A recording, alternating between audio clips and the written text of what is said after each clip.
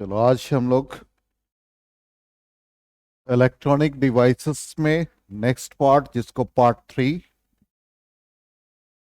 और इसमें रेक्टिफायर मतलब डायोड्स का यूजेस जितना है वो पढ़ें। तो सबसे पहले रेक्टिफायर। रेक्टिफायर एक ऐसा डिवाइस है जो एसी को डीसी में कन्वर्ट करता है। अब एसी का मतलब जिसका मैग्नीट्यूड चेंज करता है टाइम के साथ और उसका डायरेक्शन रिवर्स होता है पीरियोडिकली। तो ये हमारा एसी का ऑल्टरनेटिंग ईएमएफ और करंट का ग्राफिकल रिप्रेजेंटेशन है। अब कहता है कि एसी को डीसी में कन्वर्ट करने वाला जो डिवाइस है उसका नाम रेक्टिफायर है।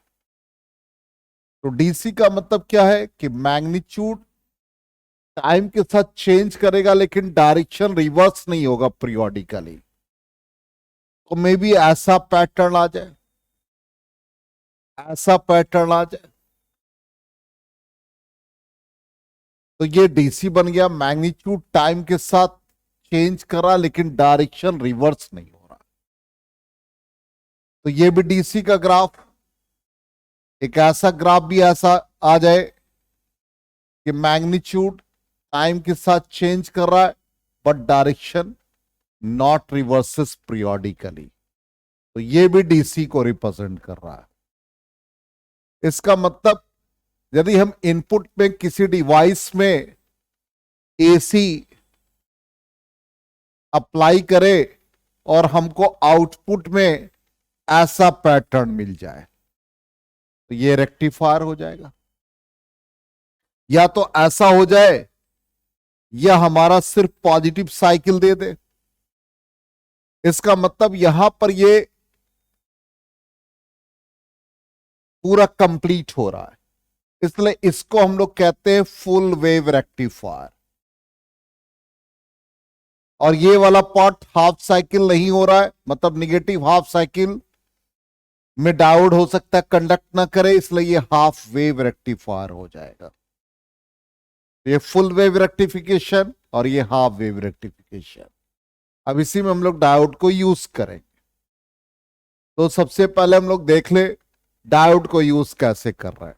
तो ये तो डिवाइस हमने बताया कि ऑल्टरनेटिंग करंट को डायरेक्ट करंट में कन्वर्ट कर दिया तो रेक्टिफायर हो गए। PN junction diode forward bias में लो रेजिस्टेंस ऑफर करने के कारण से वो कंडक्ट करता है और रिवर्स बायसिंग में हाई रेजिस्टेंस होने के कारण से कंडक्ट नहीं करता है।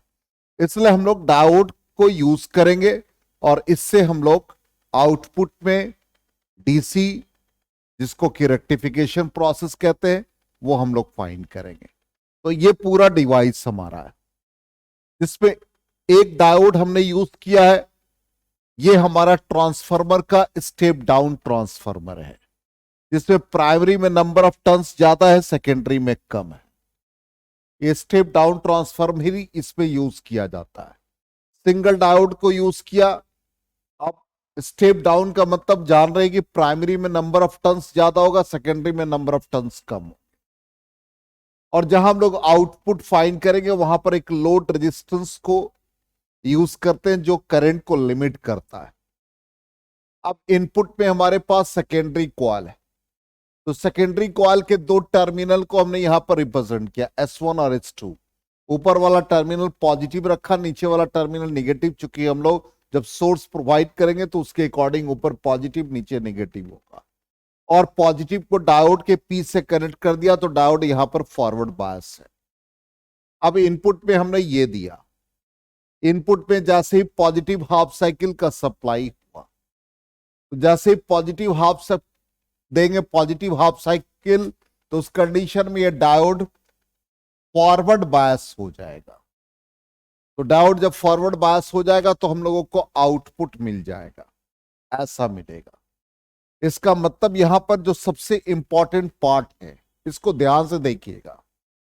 जब ये पॉजिटिव हाफ साइकिल हुआ, पॉजिटिव हाफ साइकिल, तो इस कंडीशन में S1 हमारा पॉजिटिव हो गया, S2 हमारा नेगेटिव हो गया। इसका मतलब डायोड यहां पर क्या, फॉरवर्ड बायस। तो फॉरवर्ड बायस होने के कारण से डायोड के आउटपुट में हम लोगों को बिल्कुल सेम वेव पैटर्न मिल गया फॉर पॉजिटिव हाफ साइकिल, इस पॉजिटिव हाफ साइकिल के लिए। अब नेक्स्ट हम लोग फिर पॉजिटिव की बात कर रहे हैं। यदि निगेटिव हाफ साइकिल में जाएंगे फॉर निगेटिव हाफ साइकिल, तो अभी हम लोग नेक्स्ट स्लाइड में इसको पढ़ेंगे। फॉर निगेटिव हाफ साइकिल उस कंडीशन में S1 हमारा नेगेटिव हो जाएगा, S2 पॉजिटिव हो जाएगा। S1 जब नेगेटिव हो जाएगा तो डायोड बिकम्स रिवर्स बायस। इसका मतलब यहां पर नेगेटिव हाफ साइकिल यदि अप्लाई करेंगे, ये नेगेटिव हाफ सप्लाई, तो यहां पर ये आउटपुट नहीं मिलेगा, नो आउट। फिर नेक्स्ट कंडीशन में आ जाए, next positive half cycle supply दिया तो बिल्कुल वैसा ही नेक्स्ट हाफ साइकिल देंगे तो डायोड डी पॉजिटिव, मतलब S1 positive S2 negative, diode D becomes forward bias और यहां पर हम लोगों को आउटपुट में मिल जाएगा एक वेव पैटर्न। फिर नेक्स्ट साइकिल में नेगेटिव हाफ साइकिल जाएंगे, नेगेटिव हाफ साइकिल में जाएंगे तो यहां पर S1 नेगेटिव हो जाएगा, S2 पॉजिटिव, तो यहां पर no output, negative half cycle में नो आउटपुट। तो ये प्रोसेस हमारा कंटिन्यूअस चलता रहता है। इससे हम लोगों को हाफ वेव रेक्टिफिकेशन मिला। ये हमने फर्स्ट पार्ट में देखा और यही लिखा, जब एसी वोल्टेज को आप अप्लाई करते थ्रू द प्राइमरी कॉइल तो ईएमएफ इंड्यूस होता सेकेंडरी में ड्यू टू म्यूचुअल इंडक्शन, और पॉजिटिव हाफ साइकिल जैसे ही आप दोगे end S1 becomes positive with respect to S2, junction diode becomes forward bias और फॉरवर्ड बायस में फॉरवर्ड करंट का फ्लो हो गया थ्रू RL, और इस तरह से हम लोगों को आउटपुट वोल्टेज एक क्रॉस RL मिलता है। ये हो गया सिर्फ पॉजिटिव हाफ साइकिल के लिए। तो इसको अलग अलग स्लाइड में हमने दिखाया, और यहां पर यदि हम इसको नेगेटिव हाफ साइकिल की बात करें तो नेगेटिव हाफ साइकिल में हमने क्या कहा कि यहां पर एंड क्या बन जाएगा, ये नेगेटिव हाफ साइकिल में यहां पर ये नेगेटिव होगा और ये पॉजिटिव, तो डायोड हमारा क्या हो जाएगा, रिवर्स बायस। तो उस कंडीशन में नो आउटपुट, तो फाइनली हम लोगों को आउटपुट नहीं मिलेगा। और यही चीज हमने लिखा, during negative half cycle of the input AC voltage and S1 becomes negative, ये क्या हो जाएगा, नेगेटिव हो जाएगा और ये पॉजिटिव हो जाएगा। तो डायोड रिवर्स बायस, और रिवर्स बायस में हाई रेजिस्टेंस होने के कारण से डायोड कंडक्ट नहीं करेगा। अब इन दोनों को हम यदि कंबाइन कर दे तो कंबाइंड इफेक्ट हमारा ये आएगा, जब पॉजिटिव हाफ साइकिल आप अप्लाई करते हैं तो एंड S1 पॉजिटिव हो जाता है, S2 नेगेटिव, तो आउटपुट हम लोगों को मिल जाता है। और फिर यदि नेगेटिव हाफ सप्लाई देते हैं तो एंड S1 नेगेटिव, और यहां पर डायोड रिवर्स पास, नो आउट। तो इस तरह से हम लोगों को हाफ वेव रेक्टिफिकेशन होता है। तो डायोड का पहला यूज हम लोगों ने हाफ वेव रेक्टिफायर में पढ़ा। अब आ जाए फुल वेव रेक्टिफायर। तो फुल वेव में हमने क्या बताया कि जो पॉजिटिव हाफ साइकिल देंगे उसमें भी आउटपुट मिलेगा, और नेगेटिव हाफ साइकिल देंगे तो उसमें भी आउटपुट मिलेगा। तो यहां पर हम लोग देख लेते हैं। सबसे पहले हमारा ये डिवाइस है, इस डिवाइस में हमारे पास दो डायोड है, डायोड D1, डायोड D2। अब इन दोनों के अक्रॉस आउटपुट निकालने के लिए हमने यहां पर लोड रेजिस्टेंस को कनेक्ट किया। यदि आप लोड रेजिस्टेंस को यहां कनेक्ट करेंगे तो ये D1, D2 में से कौन कंडक्ट करेगा, कौन करंट को लिमिट करेगा, वो डिफिकल्ट है फाइंड करना। इसलिए यहां पर हम लोग AB के अक्रॉस आउटपुट निकालेंगे। यहां पर वैसे ही स्टेप डाउन ट्रांसफार्मर यूज करेंगे, नंबर ऑफ टर्न्स प्राइमरी में ज्यादा होगा, सेकेंडरी में कम होगा। ठीक, तो यहां पर जैसे ही आपने input positive half cycle apply किया तो ड्यूरिंग पॉजिटिव हाफ साइकिल क्या बनेगा, पहले उसको हम लोग देख लेते हैं। तो जैसे ही पॉजिटिव हाफ साइकिल आपने सप्लाई दिया तो पॉजिटिव हाफ साइकिल सप्लाई देने से and S1 becomes positive, S2 becomes negative. S1 positive होने के कारण से diode D1 becomes forward bias and diode D2 becomes reverse bias. तो आउटपुट क्या मिलेगा, किसके कारण से, D1 के कंट्रीब्यूशन से। इसलिए यहां पर आउटपुट जो मिला वो D1 के कारण से मिला, फॉर डायोड D1। ठीक इसी तरह से हम लोग नेक्स्ट पॉजिटिव हाफ साइकिल, अभी हम लोग पॉजिटिव हाफ साइकिल की ही बात कर रहे हैं। तो नेक्स्ट पॉजिटिव हाफ साइकिल जब आप अप्लाई करेंगे तो क्या होगा, यहां पर ये नेगेटिव हो जाएगा, ये पॉजिटिव हो जाएगा। इसका मतलब ये डायोड D1 क्या बन जाएंगे, रिवर्स बायस, और डायोड D2 क्या बन जाएंगे, सॉरी नेगेटिव हाफ साइकिल के लिए, सॉरी नेगेटिव हाफ साइकिल के लिए आ जाए, फॉर नेगेटिव हाफ साइकिल। तो एंड S1 बिकम्स नेगेटिव, तो डायोड D1 रिवर्स बायस और डायोड D2 फॉरवर्ड बायस। इसका मतलब जो आउटपुट मिलेगा due to diode D2। Again फिर positive half cycle, cycle repeat हो रहा है, पॉजिटिव हाफ साइकिल, इसका मतलब and S1 becomes positive and S2 becomes negative, diode D1 becomes forward bias. इसका मतलब यहां पर आउटपुट जो मिलेगा वो डायोड D1 के कारण मिलेगा। नेक्स्ट आ जाए फॉर नेगेटिव हाफ साइकिल।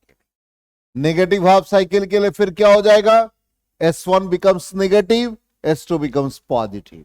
तो S1 का मतलब क्या होगा, रिवर्स बायस, डायोड D1 और D2 फॉरवर्ड बायस। इसलिए हम लोगों को आउटपुट किसके कारण से मिलेगा, D2 की वजह से मिलेगा। तो इस तरह का हम लोगों को फुल वेव रेक्टिफिकेशन मिला। तो ये डायोड का यूज हो गया फुल वेव रेक्टिफायर। तो हम लोग सिर्फ इसको स्लाइड में दिखा रहे हैं, पॉजिटिव हाफ साइकिल के लिए आउटपुट हमको D1 के कारण मिला, only for positive half cycle. और नेगेटिव हाफ साइकिल के लिए बात करें तो यहां पर सेम डिवाइस यूज किया, और नेगेटिव हाफ साइकिल की बात करेंगे तो आउटपुट हम लोगों को D2 की वजह से मिलेगा। अब इन दोनों को जब कंबाइन कर देते हैं तो नेट इफेक्ट देखते हैं, जो हमारे लिए ये दोनों का कंबाइंड इफेक्ट होगा। तो यह device positive half cycle, negative half cycle, positive half cycle, negative half cycle.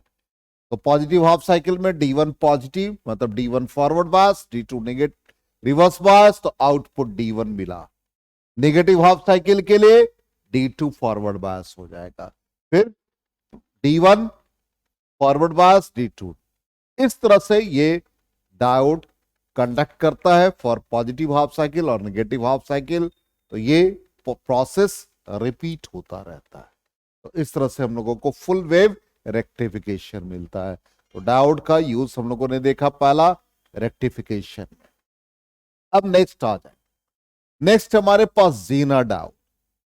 Zener diode का हम लोग यूज करते हैं रिवर्स ब्रेकडाउन रीजन में।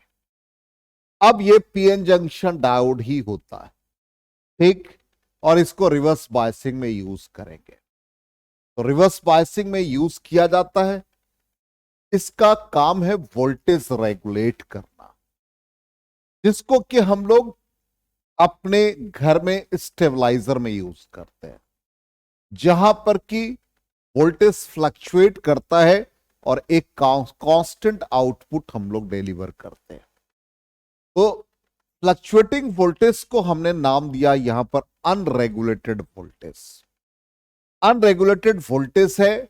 अब यहां पर हमने इसके साथ सीरीज में एक रेजिस्टेंस लगा रखा है और एक जीना डायोड। जीना डायोड का सिंबल ये है, जो यहां पर हमने सिंबल बना रखा है। जो P है वो P जैसे हम लोगों ने पढ़ा वैसे ही रहता है। ये P जिसको डार्क कर रखा, और ये जो N था सिंपल डायोड था, इसी को हम लोग कर्व कर देते हैं, ये बन जाता है जीना डायोड। अब जीना डायोड हमने यहां पर लगा दिया, तो ये क्या करेगा, पहले अनरेगुलेटेड वोल्टेज को दो पार्ट में डिस्ट्रीब्यूट कर देगा, V1 और V2। अब ये वोल्टेज का डिस्ट्रीब्यूशन हो गया और इसके अक्रॉस एक लोड रेजिस्टेंस लगा दिया, और यहां पर एक रेगुलेटेड वोल्टेज मिल जाएगा कांस्टेंट आउट। क्योंकि इसका कैरेक्टरिस्टिक्स है रिवर्स बायसिंग में, जो हम लोगों ने प्रीवियस क्लास में पढ़ा था कि ये हमारा रिवर्स बायस वोल्टेज है और ये रिवर्स करंट है। तो ग्राफिकली हम लोगों ने ये चीज पढ़ा कि एक पर्टिकुलर पोटेंशियल जब होता है, जिस समय कांस्टेंट आउटपुट होता है, तो करंट हमारा लार्ज हो जाता है, जिसको हम लोगों ने जीनर ब्रेकडाउन वोल्टेज पढ़ा। इसका मतलब एक पर्टिकुलर वोल्टेज पे करंट का वैल्यू हाई होता है, तो वह सिंपल जब डायोड हम लोग यूज करते हैं फॉरवर्ड बायस और रिवर्स बायस में, तो रिवर्स बायसिंग कंडीशन में हम लोगों ने देखा था सिंपल डायोड के लिए यहां पर एक पर्टिकुलर वोल्टेज पे करंट लार्ज था, तो वहां पर एक ब्रेकडाउन हुआ था, जिसको हम लोग जीनर ब्रेकडाउन कहते हैं। तो जब इसको हम लोग रिवर्स बायस कंडीशन में यूज करते हैं, तो वोल्टेज को डिस्ट्रीब्यूट कर करके एक कांस्टेंट आउटपुट लेते हैं। क्लियर? तो यहां पर जब फॉरवर्ड बायस में यूज करते हैं तो एक ऑर्डिनरी डायोड यूज होता है, लेकिन जब हम लोग इसको रिवर्स बायस में यूज करेंगे तो ये जीनर ब्रेकडाउन की तरह यूज करेगा, और ये एक वोल्टेज रेगुलेटर है। जब भी हम लोगों को वोल्टेज को रेगुलेट करना है, कांस्टेंट आउटपुट लेना है, तो जीनर डायोड को यूज किया जाता है। अब यहां पर एक जो हमने रिवर्स ब्रेकडाउन रीजन में, तो यहां पर हमने कहा भी था कि यहां इसको नेक्स्ट स्लाइड में हमने दिखाया कि यहां पर वोल्टेज का डिस्ट्रीब्यूशन हो गया, और यहां पर जो फ्लक्चुएटिंग वोल्टेज है वो इनपुट में है, और एक कांस्टेंट आउटपुट हम लोगों को मिल रहा है थ्रू आरएल। अब नेक्स्ट हमारा यूज है फोटोडायोड। फोटोडायोड में सिंपली ये सिंबल है, इसका मतलब ये यहां पर इंसिडेंट रेडिएशन होगा। अब इंसिडेंट रेडिएशन होगा, इसका मतलब डिप्लीशन लेयर पर स्ट्राइक करेगा, जिसका band energy gap Eg is equal to SC by lambda. Incident energy मतलब इन टर्म्स ऑफ फोटोन। अब जैसे ही फोटोन स्ट्राइक करेगा, इसको हम लोग रिवर्स बायस रीजन में यूज करते हैं, इसलिए यहां पर पीएन जंक्शन डायोड को हमने नेगेटिव से कनेक्ट कर दिया थ्रू आरएल। अब ये स्पेशल टाइप का फोटो डिटेक्टर की तरह यूज होता है। तो यहां पर जब फोटोन इंसिडेंट होते हैं सेमीकंडक्टर पर, तो उस कंडीशन में इसका एनर्जी बैंड एनर्जी गैप से ज्यादा, इसका मतलब जो फोटोन स्ट्राइक कर रहा है, ये फोटोन जिसका की energy h nu greater than band energy gap, तब इस कंडीशन में क्या होगा, यहां पर फोटोन एक्साइट करेगा इलेक्ट्रॉन को valence band to the conduction band, और इस कंडीशन में एक होल का क्रिएशन होता रहता है और कंडक्शन होता रहता है। इसका मतलब ये तभी होगा जब रिवर्स बायसिंग होगा। यदि फॉरवर्ड बायसिंग करेंगे तो नॉर्मल डायोड की तरह यूज करेंगे। क्लियर? अब देख लीजिए यहां पर जब फोटोन्स का energy greater than energy gap हुआ, तो इलेक्ट्रॉन होल पेयर्स जनरेट होते हैं, जो कि एनर्जी गेन करता है। कहां से? फोटोन की एनर्जी से। कौन? डिप्लेशन लेयर पे जो इलेक्ट्रॉन होल का कॉम्बिनेशन होता है, और इसके कारण से एक फोटो करंट डेवलप करता है, जो कि डायरेक्टली प्रोपोर्शनल होता है इंटेंसिटी ऑफ इंसिडेंट रेडिएशन। इसलिए हम लोग इसको यूज करते हैं इंटेंसिटी रेडिएशन के लिए, और एक ऑपरेटेड स्विच के लिए यूज किया जाता है। और इसका दिमाग में बिल्कुल ये चीज आप याद रखेंगे, बोर्ड एग्जाम के पॉइंट ऑफ व्यू से इसका सिंबल पूछा जाता है, इसका सर्किट डायग्राम, तो सर्किट डायग्राम में आप रिवर्स बायसिंग रीजन में दिखाएंगे इसको। नेक्स्ट आ जाए जो कॉमनली यूज करते हैं हम लोग, लाइट एमिटिंग डायोड, जिसको हम लोग एलईडी कहते हैं। यहां पर सिंपल सिलिकॉन जर्मेनियम यूज नहीं किया जाता, वो एलिमेंट के फॉर्म में या कंपाउंड यूज किया जाता है, गैलियम आर्सेनाइड, कैडमियम सल्फाइड हमने बता रखा था, वही यूज करते हैं यहां पर क्योंकि एमिशन ऑफ इलेक्ट्रॉन हो रहा है, इसलिए हम लोग एरो को आउटवर्ड दिखाते हैं। ठीक, इसका सर्किट डायग्राम ये है, ये हमेशा फॉरवर्ड बायस के तरफ कनेक्ट होता है। पीएन जंक्शन डायोड जो कि एमिट करता लाइट, जब जैसे ही आप इसको एनर्जाइज्ड करेंगे, तो यहां पर PN junction diode forward bias में है, तो इलेक्ट्रॉन जो एन रीजन के और होल जो पी रीजन में, वो रिपेल करते हैं टुवर्ड द जंक्शन, और इलेक्ट्रॉन होल रिकॉम्बिनेशन होता है और एनर्जी रिलीज होता है। इसलिए एनर्जी जब रिलीज होगा in the form of photons, तो इसलिए हम लोगों ने एरो इसको आउटवर्ड दिखाया है। ठीक, अब जैसे इसमें यदि करंट आपका फॉरवर्ड करंट स्मॉलर है तो जो इंटेंसिटी ऑफ लाइट एमिट हो रहा वो स्मॉलर होगा। यदि फॉरवर्ड करंट लार्जर होगा तो इंटेंसिटी ऑफ लाइट जो एमिट हो रहा वो लार्जर होगा। इसका मतलब है कि फॉरवर्ड करंट को इंक्रीज करेंगे तो इंटेंसिटी भी इंक्रीज कर जाएगा। और एलईडी में जब भी हम लोग यूज करेंगे तो मिनिमम हमारा बैंड एनर्जी गैप जो होना चाहिए उस सेमीकंडक्टिंग एलिमेंट का वो 1.8 इलेक्ट्रॉन वोल्ट होगा। रीजन क्या है? यदि हम विजिबल रीजन में भी आप देखेंगे तो बैंड एनर्जी गैप यदि आप निकालते हैं E is equal to SC by lambda. तो H आपका Planck's constant 6.6 into 10 power minus 34, 80 speed of light 3 into 10 power 8। और विजिबल रीजन में ही होता है। जब आप इसको देखते हैं एलईडी को तो ब्लू होगा, वॉलेट होगा, येलो होगा। तो एक मान लो सिंपली हम कैलकुलेट करें 4000 एंगस्ट्रम टू 7000 एंगस्ट्रम, तो मान लो कि हम 4000 ही लेंगे तो ये 10 टू द पावर माइनस 10 इसको आप करेंगे तो अप्रॉक्सीमेटली ये जो ऑर्डर आएगा वो उसी ऑर्डर में रहेगा, 1.8 इलेक्ट्रॉन वोल्ट के ऑर्डर में रहेगा। इसलिए जो मिनिमम बैंड एनर्जी गैप चाहिए वो हम लोगों को 1.8 इलेक्ट्रॉन वोल्ट का होगा। और वो सिलिकॉन जर्मेनियम का बैंड एनर्जी गैप इतना नहीं हो सकता, इसलिए हम इसको कैडमियम आर्सेनाइड फॉस्फाइड या गैलियम फॉस्फाइड यूज करते हैं। तो ये आपसे पूछा जा सकता है ये कौन सा सेमीकंडक्टिंग एलिमेंट्स यूज करते हैं, तो आप कंपाउंड के फॉर्म में बताएंगे गैलियम आर्सेनाइड फॉस्फाइड और गैलियम फॉस्फाइड यूज किया जाता है। तो ये हमारा हो गया लाइट एमिटिंग डायोड। और नेक्स्ट हमारा है last solar cell. Solar cell में ऑलरेडी लाइट इंसिडेंट होगा, सनलाइट। तो सनलाइट इंसिडेंट होगा तो ऑब्वियसली डिप्लीशन लेयर पर स्ट्राइक करेगा, इलेक्ट्रॉन होल्स पेयर्स रिकंबाइन करेंगे और यहां पर ये तो जैसे ही फोटोवोल्टाइक इफेक्ट पर है तो सेमीकंडक्टर यहां पर जो हम लोग पी टाइप और एन टाइप जो हम लोग उसके बीच में आपने देखा होगा सोलर प्लेट यूज किए जाते हैं।